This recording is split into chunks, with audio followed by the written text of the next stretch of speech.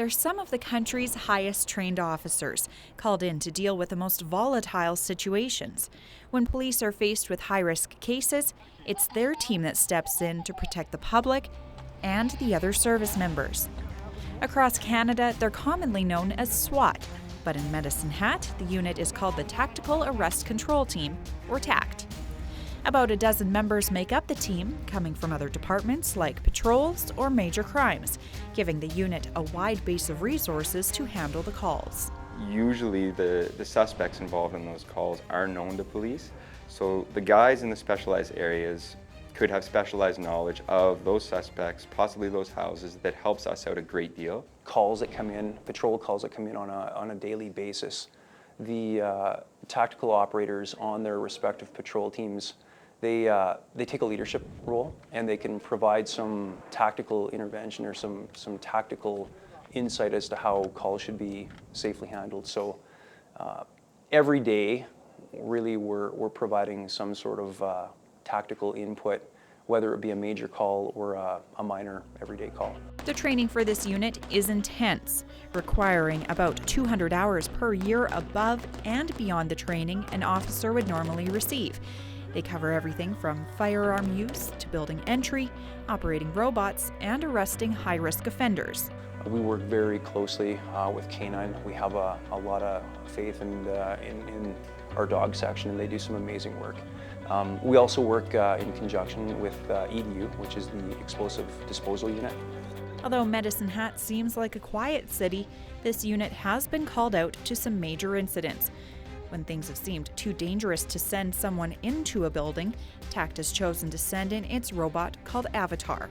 It's got a camera on it, so a member on the tactical unit can be outside at a remote site, and they can send the robot throughout the house to locate any potential suspects that are inside the house. One incident that I remember specifically was obviously a call where we were not going to send members in.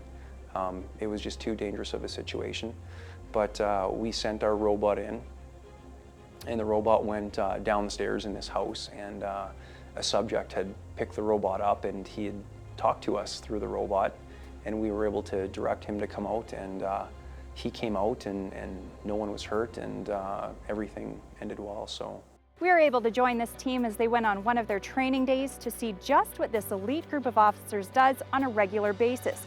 And if their swift action and precise skills weren't enough, we were impressed to find out they do it all while carrying 35 pounds of gear. You see the level of training they have, the level of commitment they have to both the job and each other.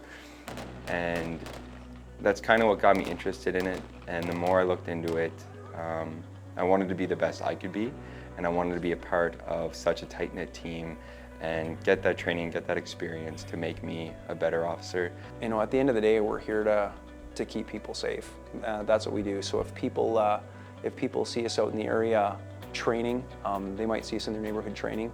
It's great. I mean, I invite people to come over and talk to us or introduce themselves or ask what they're doing. But there are times where we're called into situations to assist, again, the police service, and that's for the public safety and for the safety of our officers.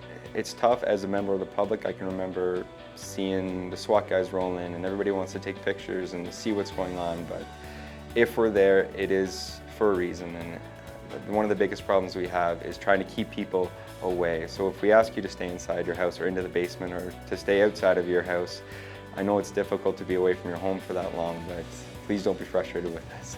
For Go Southern Alberta, I'm Christy Pick.